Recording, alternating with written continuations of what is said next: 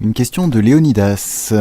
Pensez-vous que valoriser des langues régionales, comme en Suisse italienne, Suisse romande ou en Flandre, permettent mieux d'éviter les tendances sécessionnistes plutôt que de les accroître? Alors j'en ai déjà parlé tout à l'heure. L'exemple de la Suisse est un cas particulier. Parce que la Suisse est un pays qui a été créé... là, c'est vraiment, j'ai l'impression d'être à question pour un champion, parce qu'à chaque fois, il faut que je me remémore tout ce que j'ai dans la cervelle. De mémoire, la Confédération helvétique a été créée au tout début, j'ai la date de 1204, peut-être que je me trompe, mais au tout début du XIIIe siècle, par une alliance entre trois cantons qui étaient les cantons de Uri, de Schwyz et de Unterland. Peut-être que je me trompe. À partir de là, la Confédération helvétique s'est développée. Et c'est une vraie confédération avec un vrai pouvoir laissé aux cantons. C'est sans doute un des pays les plus démocratiques du monde dans l'acception d'origine du mot démocratique.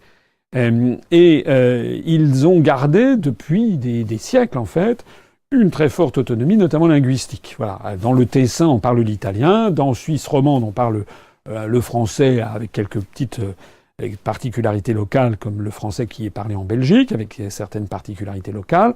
Dans la Suisse alémanique, on parle un allemand, un suisse-allemand qui est proche également de l'allemand. Et puis, dans le canton des Grisons, on parle également la langue des Grisons, qui est une langue particulière. Et ça, c'est consubstantiel à l'identité même de la Suisse, avec cet équilibre entre les cantons. C'est tout à fait autre chose ce qui est proposé par la Charte des langues régionales et minoritaires. Tout à l'heure, je parlais de l'Espagne. Je signale que l'Espagne a signé cette charte, puis l'a ratifiée au tournant des années 2000. Et dans le cadre de cette charte, l'Espagne a dû reconnaître et promouvoir 9 langues régionales. 9 langues régionales. Ce projet de charte européenne des langues régionales et minoritaires, en fait, est promu par un institut d'origine allemande et qui a réussi à vendre ça au niveau du Conseil de l'Europe. Mais comme par hasard, il y a quasiment, ça ne sert, en Allemagne, il n'y a pas aucun facteur de désintégration. Alors, il y a des gens en France, par exemple, qui ont dit, mais non, c'est pas du tout un facteur de désintégration. Si, ça serait un facteur de désintégration en France. C'est la raison pour laquelle, d'ailleurs, ni François Hollande,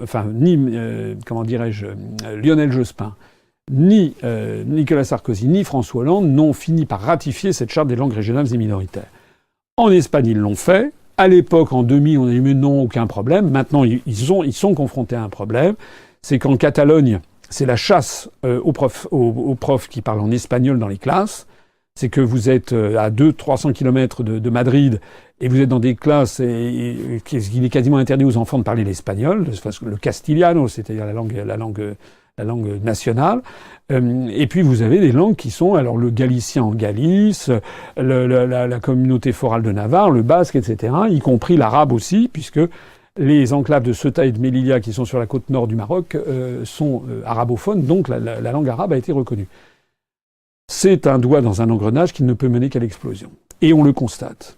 Et je rappelle que pour la France, la Charte des langues régionales et minoritaires avait été signée par le gouvernement Jospin, puis ensuite, il s'était réuni une commission pour savoir quelles étaient les langues qu'il faudrait défendre.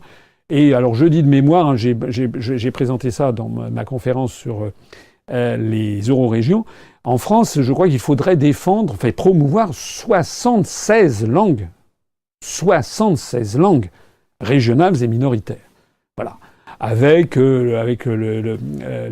par exemple en Bretagne, il n'y a pas que le breton. Hein. Braïs, la langue bretonne, qui est une langue de création récente, qui a été formée définitivement au début du XXe siècle. C'est une langue qui, auparavant, il y avait des dialectes dans les Côtes d'Armor, il y avait des dialectes du côté de Quimperlé, etc. Et puis surtout dans le centre de la Bretagne, à Rennes, on n'a jamais parlé le breton, on parlait le gallo.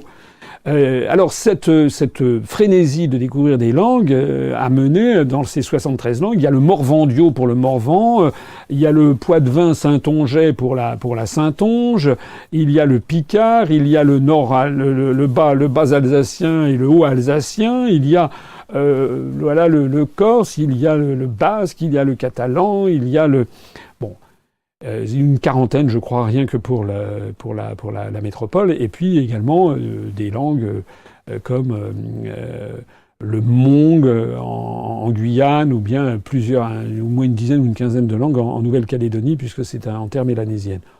Tout ça n'est pas raisonnable. Moi, je ne suis pas contre le fait qu'on apprenne des langues régionales. J'ai jamais pensé interdire les langues régionales. S'il y a des gens que ça intéresse, d'avoir un patrimoine local, le régionalisme, c'est toujours intéressant. Mais le fait d'en faire une politique systématique, le fait que, par exemple, en France, on est en Bretagne aujourd'hui plus d'enfants qui apprennent des cours de breton dans les écoles d'Iwan que d'enfants en France qui apprennent le chinois, ça pose un problème. Voilà.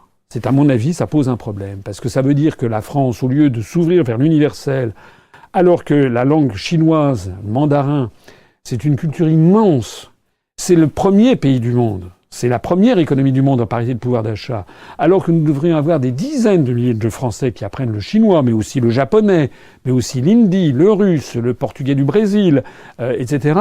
Non. On a maintenant plus d'enfants qui apprennent cette langue qui est de création récente, qui est formée définitivement dans les années 1920, le breton, qui n'a pas une littérature extraordinaire, alors que nous n'apprenons pas le chinois. C'est comme ça qu'on prépare le XXIe siècle, le XXIIe siècle, c'est comme ça qu'on prépare l'ouverture sur le monde. Non. Ce qui se cache derrière, je l'ai déjà dit, c'est en fait une volonté de pulvériser les États-nations, de les résumer à de l'insignifiance, de les pousser dans une espèce de régionalisme qui se referme sur soi-même. De ce point de vue-là, d'ailleurs, je note, et je l'ai déjà dit, je le redis, je l'avais noté dans ma conférence sur les eurorégions, le rôle d'une officine comme Wikipédia, c'est incroyable.